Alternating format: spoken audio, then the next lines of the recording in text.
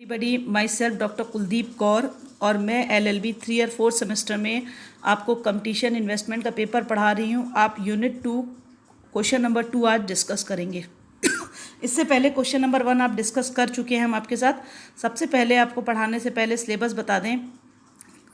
Unit 2 का जो syllabus है, पहले आप सिलेबस देखेंगे। सिलेबस में मैंने आपको यूनिट 1 में जो 2 में पहला क्वेश्चन पढ़ाया था वो सेबी पढ़ाया था। अब इसके बाद जो पहले आपको सिलेबस बताने के बाद मैं क्वेश्चन डिस्कस करूंगी। सिलेबस में है यूनिट 2 के corporate finance and regulatory framework, security contract regulation act 1956, SEBI act 1992, depository act 1996, the securitisation and reconstruction of financial assets and enforcement of security interest act 2002। First question मैंने आपको discuss किया था कि discuss the composition, power, function of security exchange board of India. आपको कर चुके हैं। अब यूनिट 2 का दूसरा क्वेश्चन डिस्कस करें और क्वेश्चन पढ़ते हैं पहले। Explain the provision of the security contract regulation act 1956 regarding regulation and control of stock exchange. तो चलिए देखते हैं क्वेश्चन कब कब आया। एक्ट का नाम आप याद रखेंगे, सिक्योरिटी कॉन्ट्रैक्ट रेगुलेशन एक्ट 1956। चलिए क्वेश्चन पेपर में अनसॉल्व में चेक किया जाए कि क्वेश्चन कब कब आया है। देखिए ये क्वेश्चन आप सिक्योरिटी कॉन्ट्रैक्ट रेगुलेशन एक्ट 1956 2014 में लॉन्ग क्वेश्चन में आया। Explain the provision of the security contract regulation act 1956 regulation and control of stock exchange. स्कंद विनिमयों के नियंत्रण एवं विनिमय के संबंध में प्रतिभूति संविदा विनिमय अधिनियम 1956 के प्रावधानों की व्याख्या कीजिए। तो ये आपको आया 2014 में लॉन्ग क्वेश्चन के रूप में। फिर देखते हैं ये क्वेश्चन कब आया। तो आप देखेंगे ये क्वेश्चन फिर आया है कि 2015 में सिक्योरिटी सेबी के बाद ये क्वेश्चन 2016 में फिर से एक बार शॉर्ट नोट के रूप में पूछा गया है कि how stock exchange are regulated in India. तो ये एक शॉर्ट नोट में आया है। फिर आप देखेंगे कि 1956 का एक्ट शॉर्ट नोट और लॉन्ग दोनों में क्वेश्चन आया है। चलिए अब क्वेश्चन को डिस्कस करें दोबारा। Explain the provision of the Security Contract Regulation Act 1956 regarding regulation and control of stock exchange. These answers shall include following points. The Act provides that only recognized stock exchange can function in the country. According to the Act, any stock exchange which is desirous of being recognized may apply to the central government in the prescribed form.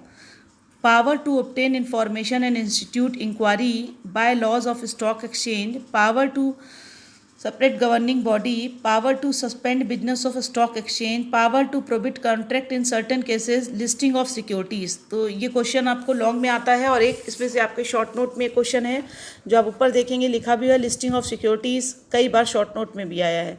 तो आइए discuss करें। पहले क्या कहता है कि जितने भी स्टॉक एक्सचेंज होंगे वो स्टॉक एक्सचेंज क्या होंगे, वो काम कर सकते हैं, लेकिन उनको सेंट्रल गवर्नमेंट के प्रिस्क्राइब फॉर्म के द्वारा, सेंट्रल गवर्नमेंट द्वारा जो नियम और शर्तें बताई गई उनको पूरा करना ज़रूरी है। तो अब वो the act provide that only recognise stock exchange can function in the country. ये एक्ट कहता है कि जो मान्यता प्राप्त स्टॉक एक्सचेंज हैं वही इस देश में काम कर सकते हैं। स्टॉक एक्सचेंज का मतलब होता है कि शेयर मार्केटिंग के लिए स्टॉक एक्सचेंज का काम करते हैं, उन्हीं के बारे में बोला गया है। According to the government, any stock exchange which is desirous of being recognized may apply to the central government in the prescribed form.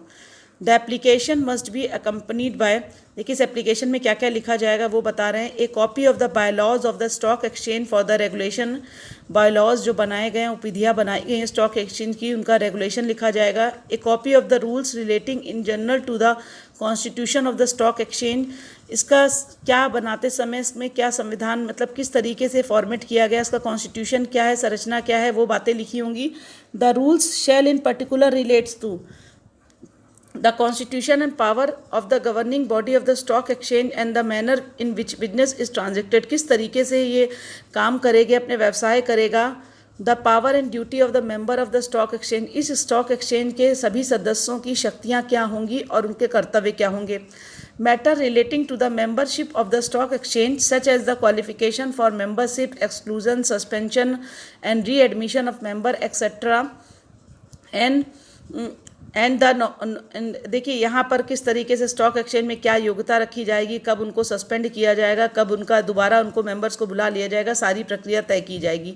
The nomination and appointment of authorise representative and clerk, The act lay down that the central government may recognition to the stock exchange if it is satisfied. कह रहा है कि केंद्र सरकार जब application मिलेगी तो सब चीज़ों को ध्यान से देखेगी और चेक करने के बाद अगर वो संतुष्ट हो जाती है तो वो क्या करेगी, वो इस एप्लीकेशन को एक्सेप्ट करते हुए स्टॉक एक्सचेंज को मान्यता दे देगी. The rule and bye laws of the stock exchange are in confident with such condition as may be prescribe with ensure fair dealing and to protect investor. ये क्या करेगी, फेयर डीलिंग. फेयर डीलिंग का मतलब होता है निष्पक्ष रूप से काम करेगी और इन्वेस्टर के जिन लोगों ने इसमें पैसा लगाया होगा उनके हितों की सुरक्षा करेगी. The stock exchange is willingly to compile with any other condition including condition as to the number of member which the central government may impose in the accordance with the act. Stock exchange जो भी conditions बताएगी जो अपनी central government क्या करेगी, central government जो condition बताएगी कि भाई आपको इन कंडीशंस पे काम करना है तो उन्हीं कंडीशंस को लेकर हमेशा चलेगी. It would be in the interest of the trade and also in the public interest to grant recognisation to the stock exchange. देखिए व्यवसाय के लिए ज़रूरी है कि वो लोगों के हित में काम करे और वो एक मान्यता प्राप्त स्टॉक एक्सचेंज जो सेंट्रल गवर्नमेंट ने मान्यता दिया हो तभी वो काम कर पाएगा. As for as the condition that may be prescribed by the central government are concerned there these may related to. देखिए केंद्र सरकार किन किन शर्तों को प्रिस्क्राइब करेगी वो पहले से ही बता देगी और उन शर्तों को स्टॉक एक्सचेंज को मानना पड़ेगा. The qualification for member of stock exchange, the manner in which contract shall be entered into and enforce between member, the representation of the central government of the stock exchange, the maintenance of account of the member and the proper audit by chartered accountant. Section 4 subclause 4 stated that an application for the grant of recognition shall not be turned down without giving an opportunity to the stock exchange to be heard. In the case of refusal or recognition, the reason for such refusal would be communicated to the stock exchange in writing. According to the Act, if the central government feels that the recognition granted to a stock exchange should be withdrawn in the interest of trade in public interest, it may do so after serving a written notice on the general body of the stock exchange and after giving an opportunity to be heard in the matter. देखिए जो पहली चीज़ें जो member stock exchange में बनेंगे वो central government को represent करेंगे, सेंट्रल गवर्नमेंट द्वारा निर्धारित शर्तों का पालन करेंगे. कोई स्टॉक एक्सचेंज को कब मान्यता मिलेगी, कब उसको रिफ्यूज़ल किया जाएगा, ये सब बातें सेंट्रल गवर्नमेंट की नियमावली में लिखी रहेंगी. स्टॉक एक्सचेंज जो भी बातें कम्युनिकेट करेगा सब की सब रिटर्न में होनी चाहिए. और सेंट्रल गवर्नमेंट क्या करेगा, किसी भी स्टॉक एक्सचेंज को कब विड्रॉ कर सकता है, जब देखे वो पब्लिक इंटरेस्ट में काम नहीं कर रहा हो तो उसे एक नोटिस दे सकता है और उसे एक बार सुना भी जाएगा, एक प्रॉपर अपॉर्चुनिटी दी जाएगी. इसका मतलब कॉन्स्टिट्यूशन का आर्टिकल 14 को फॉलो किया जाएगा कि दूसरी पार्टी को सुनने के बाद ही सेंट्रल गवर्नमेंट को डिसीजन देगा.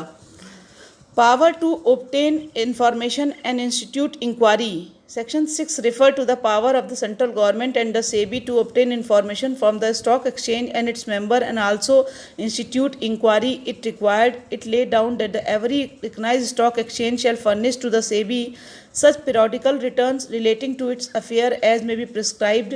Every recognized stock exchange and every member thereof it's required to maintain such book of account and other document as the central government may prescribe in the interest of the trade in the public interest.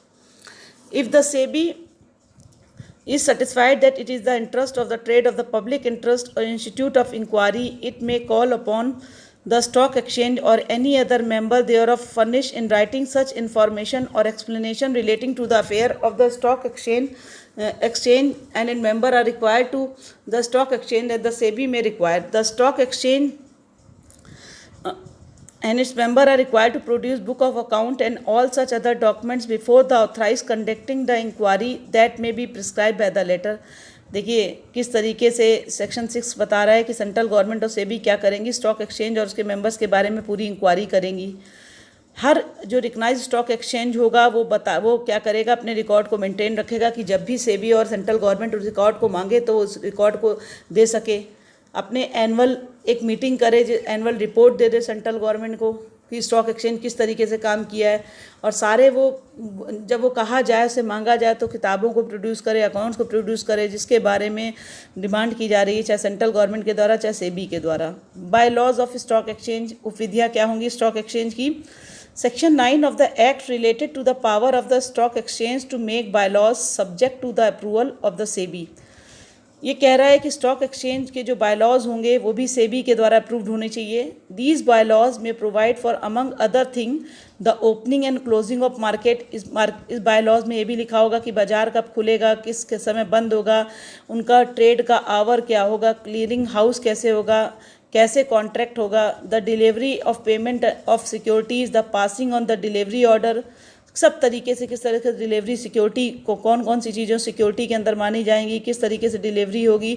The latter may require from time to time regarding the number of each category of securities. हर एक security को अलग अलग category में रखा जाएगा। Securities का मतलब यहाँ अलग अलग शेयर्स के टाइप से है। Carried over from period of settlement to another, the regulation or probation or blank transfer, the regulation of determination and market rate including the cessation and termination of the contract, and regulation to the Taravani business including the placing of limitation, therefore the listing of security on the stock exchange। देखिए जितने भी claim किए जाएंगे, जो जितने भी charges होंगे, जो सेटलमेंट होगा, जो क्लोजिंग होगी, जो बार्गनिंग की जाएगी, मतलब जितने भी सिक्योरिटी से रिलेटेड सब काम होंगे, किसी को सस्पेंड करना, किसी मेंबर को री एडमिशन देना, वो सारे नियम क्या होंगे, स्टॉक एक्सचेंज के जो बायलॉज होंगे वो सेबी के द्वारा गवर्न होंगे। The section 10 empower the SEBI to make or to amend bylaws or recognise stock exchange. Section 10 भी कहता है कि सेबी के द्वारा जितनी भी विधियाँ बनाई जाएंगी वही मानी जाएंगी, और हर स्टॉक एक्सचेंज को कौन रिकॉग्नाइज करेगा, सेबी खुद रिकॉग्नाइज करेगा। सच बायलॉज मेड और amendment shall be publish in the gazette of India. जितने भी बायलॉज होंगे सब वो पब्लिश होंगे, भारतीय गजट में पब्लिश होंगे और स्टेट गजट में पब्लिश होंगे, ताकि लोगों को पता चल जाए कि स्टॉक एक्सचेंज कौन कौन से किस तरीके के स्टॉक एक्सचेंज हैं, उनमें क्या मान्यता मिली है, क्या कर रहे हैं, सारी चीज़ें वो क्या होंगी, पब्लिकली होनी चाहिए। Power to subgrade governing body. Section 11 empowers the central government to subgrade the governing body of stock exchange if it has sufficient reason to do so. However, for this purpose, it has to serve a written notice on the governing body and also give it to opportunity of being heard in the matter. When the governing body is suspended, the member of the governing body shall cease to be hold office from the date of the notification of the suspension. The government may appoint any person or person to exercise and perform all the power and duty of the government body which has been suspended for such period as may be specified. The central government may vary this period from time to time by proper notification. देखिए central government proper notification जारी करती रहेगी, SEBI का control रहेगा। The central government may call upon the recognised stock exchange to reconstitute the governing body in accordance with the rule. केंद्र सरकार हमेशा उसी स्टॉक एक्सचेंज को बुलाती है जिसको जो मान्यता जिसको मिल चुकी होती है, और अगर उसका टर्मिनेशन भी किया जाएगा तो बिल्कुल सब लॉज को फॉलो किया जाएगा। Till the governing body is reconstitute, अगर वो गवर्निंग बॉडी दोबारा बनाई जाती तो पावर एंड ड्यूटी उसकी तय कर ली जाएगी। Power to suspend business of stock exchange.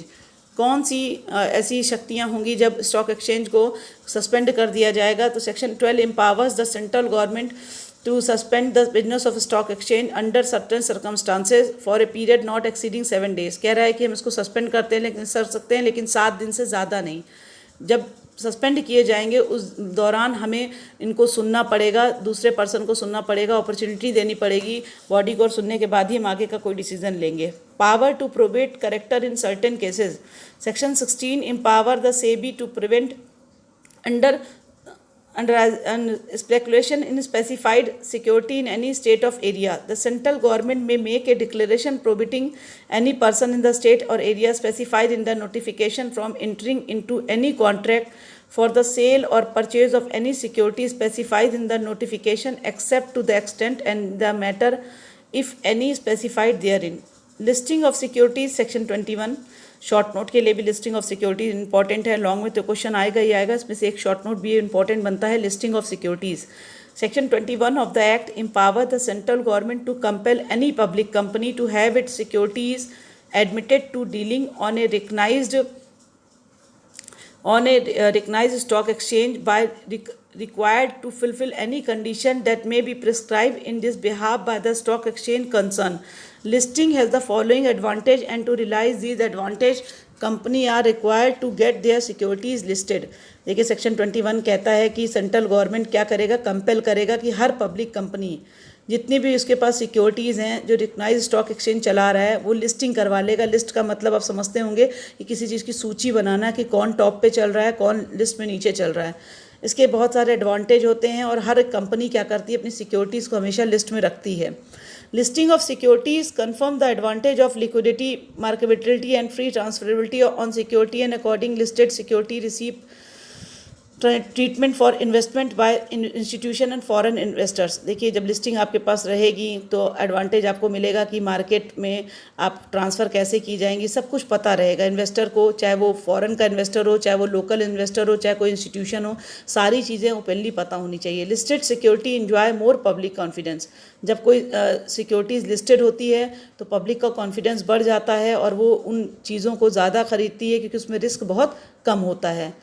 Transaction in listed security are publish widely in leading newspaper and journal. जितने भी लिस्टेड सिक्योरिटीज़ होंगी सब जो ऐसे न्यूज़पेपर और ऐसे जर्नल्स में जो बहुत ज़्यादा फेमस होंगे उनमें प्रकाशित की जाएंगी कि इस तरह का संव्यवहार हो रहा है और ये जो है वो लिस्टिंग जो है लिस्ट की गई हैं securities. The leads to greater publicity for the company concerned on the one hand and allow investor to assess the working result of the company on the other hand. Listing add to the prestige and importance of listed company. Listed securities command higher collective value for the purpose of bank credit. देखिए, जिनकी securities listed होती हैं उनका जो bank credit होता है वो भी बहुत हाई पर होता है। हर बैंक उनको पैसा देना चाहता है, उनको पता रहता है कि उनका पैसा सेफ है। The listed company are under an obligation in term of the listing agreement to inform their shareholder about the various corporate detail from time to time. जितनी भी लिस्टेड कंपनियाँ होती हैं वो एक एग्रीमेंट कर लेती हैं और अपने शेयर होल्डर्स को टाइम टू टाइम हर चीज़ एक इन्फॉर्मेशन देती हैं नोटिस के थ्रू, और उसके इन्वेस्टर का विश्वास लगातार उन कंपनीज पे बढ़ता है जो ऑलरेडी क्या होती हैं, जो सेबी के अंडरटेकिंग में काम करती हैं और सारी की सारी सिक्योरिटीज लिस्टेड होती हैं। अगर the investor remain at least with the performance detail of the companies they have invested.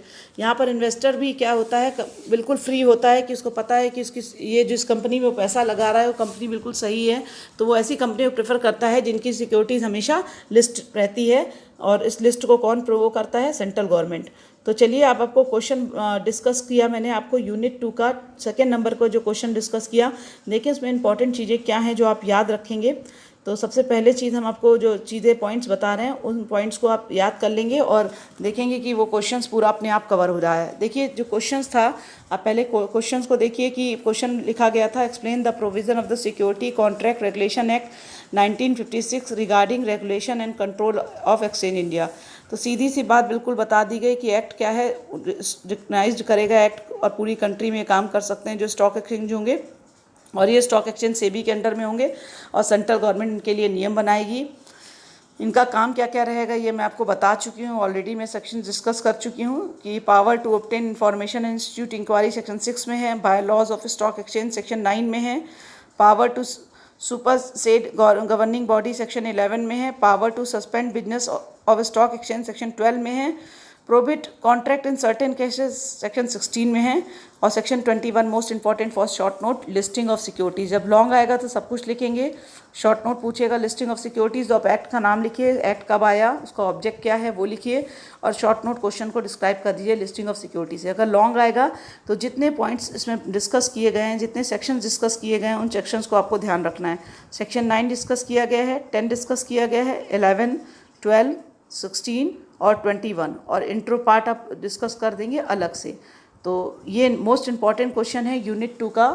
Question number 2 समाप्त होता है। नेक्स्ट क्वेश्चन में फिर आपसे एक अलग क्वेश्चन डिस्कस करेंगे। लॉन्ग के लिए सब कुछ लिखेंगे, शॉर्ट नोट के लिए मैंने आपको बता दिया, इसमें से एक शॉर्ट नोट मोस्ट इंपॉर्टेंट है, listing of securities, listing of securities. तो आप इस क्वेश्चन को ध्यान रखेंगे और इस क्वेश्चन को याद कर लेंगे।